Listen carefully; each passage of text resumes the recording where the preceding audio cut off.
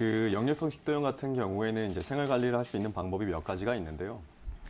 가장 첫 번째는 음식을 드시고 나서 바로 눕는 그런 습관들은 사실은 버리셔야 됩니다. 아버님들 같은 경우에는 식사를 하시면 바로 소파로 이제 이동을 해서 TV를 누워서 이제 보시는 경우가 많은데요. 그런 경우에는 역류성 식도염을 더욱더 심하게 만드는 경우가 많으니까요. 그렇게 이제 습관을 버려주시면 좋고요. 두 번째로는 주무실 때 침상 머리를 15cm 정도 높여보는 건 또 효과적입니다. 상체를 높이 올리면서 역류하는 거를 이제 좀 삼갈 수 있게 도와줄 수가 있고요. 산성이나 우리가 신 음식을 산성이라고 얘기하죠. 그리고 맵고 짠, 자극적인 음식들 역시 피하는 게 좋고요. 특히나 또 어르신들은 이제 약주를 많이 하시게 되는데요. 술, 담배 역시 역류성 식도염에는 굉장히 안 좋은 음식으로 나와 있습니다. 마지막으로 그다음에 꽉 끼는 옷이 사실은 내부의 압력을 높이면서 음식이 위로 역류하게끔 유발을 시키는데요. 꽉 끼는 옷을 피하시는 것이 더 도움이 될 것으로 보입니다. 안녕하세요, 어머님. 네네. 예. 지금 어느 쪽 어깨가 아프세요? 왼쪽 어깨요. 왼쪽 어깨가 아프세요? 네네. 평소에 밤에 잠을 못 자가지고 진통제를 2알씩 먹고 그렇게 자요. 베개를 하나 끌어안고 잘 정도예요. 저녁에 통증이 심해서 잠을 잘 네네. 수가 없을 정도로 심하다는 말씀이신 거죠? 예, 일하러 가도 조금 이렇게 진통이 심해가지고 쉴 때 좀 눕거나 이러면 예. 팔에 이렇게 어깨에 진통이 와가지고 이게 눕지를 못해요. 그러면 지금 주사랑 양약을 복용하셨다고 하셨는데 그 이후에는 별다른 치료를 받지는 않으셨나요? 네네. 병원을 갔다 온 것도 그럼 다른 병원에 가니까 네. 사진상으로는 네.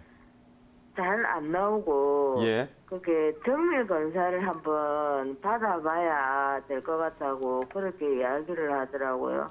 정밀 검사를 받아봐야 된다 이런 얘기를 들으셨죠? 예예. 지금처럼 통증이 극심한 경우에 네네. 혹시 팔이 다 올라가나요? 움직임이 혹시 문제가 되진 않나요? 그러니까 이게 팔이 올라가는 거는 이게 올라가요. 네. 올라가는데 이게 옆으로 할 때는 이게 잘 이게 뭐 모욕을 하거나 옷을 입거나 이러면 불편하시죠? 팔이 좀 이렇게 좀 아파요. 네네. 지금 말씀하시는 증상만 보면요. 네네. 어깨 관절에는 어깨를 움직일 수 있게 도와주는 회전근개라는 것들이 있는데요. 예예. 그런 인대들에 이제 문제가 생긴 거예요. 예예. 가셔서 이제 말씀을 들으셨지만 이제 인대에 염증이 생겼다고 말씀을 들으셨는데 바로 네네. 이제 회전근개 쪽에 염증이 생기신 거거든요. 예예.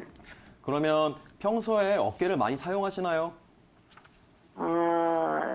어깨는 그렇게 무리하게 뭐 많이 쓰거나 그러지는 않았어요. 그러진 않으시고요. 네네. 보통 이제 병원에 가니까 예. 어깨 많이 쓰는지 안 쓰는지 묻더라고요. 그렇죠. 예. 보통 이제 어깨를 많이 써서 나타나는 경우가 퇴행성 관절염이라고 얘기하는데요. 네네. 지금처럼 어깨를 많이 쓰지 않았는데도 통증이 나타나는 경우에는요. 근육적인 문제가 같이 오는 경우가 많아요. 예? 근육에 문제가 생기는 경우가 많습니다. 보통은 어깨, 이제 이 위쪽에 이제 승모근이라고 얘기하는데요. 이 위쪽 어깨가 잘 굳으시는 분들이 많아요. 예예. 그러니까 이쪽 근육을 좀 부드럽게 풀어주면 어깨 네. 통증도 확실하게 줄어들 수가 있으니까요. 예예. 어머니 혹시 근처에 혹시 한의원이 있으시면 근육을 풀어주는 침 치료나 약침 치료를 받으시면요. 예. 통증에 있어서 훨씬 더 도움이 되실 걸로 보여요. 근데 정형외과 가니까 예. 약을 이렇게 일주일분 주고 일주일 있다가 다시 오라고 그랬는데 신경외과에서요. 예. 침을 3번 떠주던데요. 예, 예. 이게 신경외과 약만 먹고 정형외과 약은 먹지 말라 하더라고요. 신경외과 약을 먹고 정형외과 약을 먹지 말라고 얘기를 들으셨어요? 네네. 예, 예. 보통 지금 드시는 약 같은 경우에는 염증을 없애주는 이제 이런 약을 드실 텐데요. 네네. 염증을 당장 없애더라도 이 주변에 네네. 있는 근육이나 인대 상태가 좋지 않다면 염증이 재발할 수 있는 가능성이 굉장히 높아요.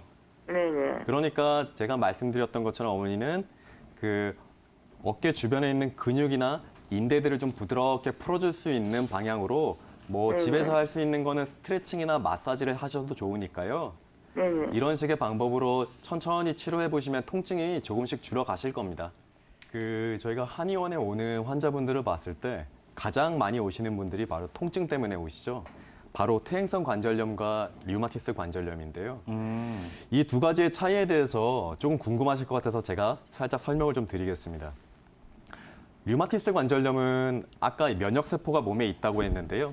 외부에서 나쁜 물질이 들어오면 면역세포가 공격을 해서 우리 몸을 지켜주고 있는데요.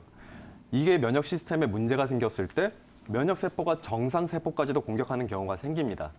이럴 때 자가 면역 질환이라고 얘기를 하는데요.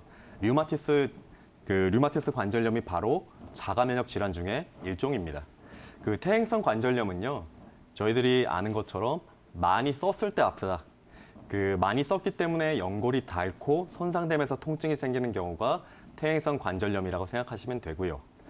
호발되는 잘 나타나는 연령에도 차이가 좀 있는데요. 류마티스 관절염은 30, 40대 젊은 층에 굉장히 많이 나타나게 됩니다. 그리고 특히 여성이 남성보다 3배가량 더 많이 발생한다는 연구 결과가 있습니다. 그리고 퇴행성 관절염은 많이 사용하는 관절이기 때문에 당연히 60, 70대, 70, 80대 이상의 어르신들에게 많이 발생하게 되고요. 이 통증의 양상에서도 차이가 좀 있는데요. 류마티스 관절염의 대표적인 특징은 조조강직이라고 해서요. 아침에 일어났을 때 손이 뻣뻣하고 잘 젖이지가 않고 통증이 있다. 이런 증상이 1시간 정도 유지되는 경우에는 류마티스 관절염이 아닐까 생각해 보실 수 있고요. 퇴행성 관절염 같은 경우에는 많이 활동했을 때 통증이 생기고 그다음에 쉬면 통증이 좀 줄어드는 그런 특징적인 양상이 있습니다.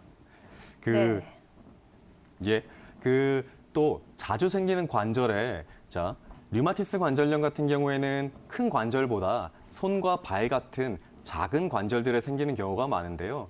여기서 좀 특이한 점이 있습니다. 양쪽이 대칭적으로 발생한다는 건데요. 내가 왼손에 류마티스 관절염이 생겼다면 오른손에도 동시에 생기게 됩니다. 이에 반해서 퇴행성 관절염 같은 경우에는 내가 주로 쓰는 큰 관절들 위주로 발생하게 되는데요. 대부분 많이 알고 있는 것처럼 무릎 관절, 고관절, 어깨 관절처럼 저희들이 평소에 많이 쓰는 부위의 관절에 통증이 생기게 됩니다. 대표적인 이제 관절에 좋은 한약재들은요. 오가피, 우술, 네. 두충, 모과 이런 식의 이제 한약재들이 있는데요. 최근에 영국 의학 저널에서 발표된 한약재의 효능에 대해서 발표가 됐는데 류마티스 관절염 환자를 대상으로 실험을 했습니다. 두 가지 군을 나눠서 한쪽 군에는 한약재를 가지고 치료를 진행했고요. 반대쪽에는 현재 시행되고 있는 이제 치료를 했습니다.